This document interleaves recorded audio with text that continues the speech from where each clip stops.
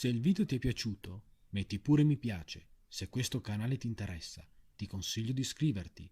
Ti ricordo che ho altri due canali, Prosto del Fumettaro e Arte del Prosto, di cui vi consiglio di dare un'occhiata e magari iscrivetevi anche lì. Io vi ringrazio per la visione e arrivederci al prossimo video.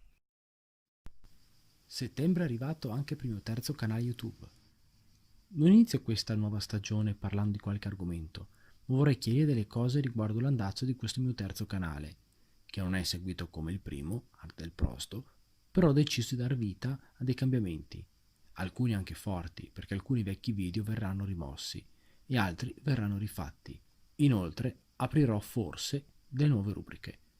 Con questo brevissimo discorso volevo spiegarvi perché nei prossimi mesi troverete il canale un po' cambiato.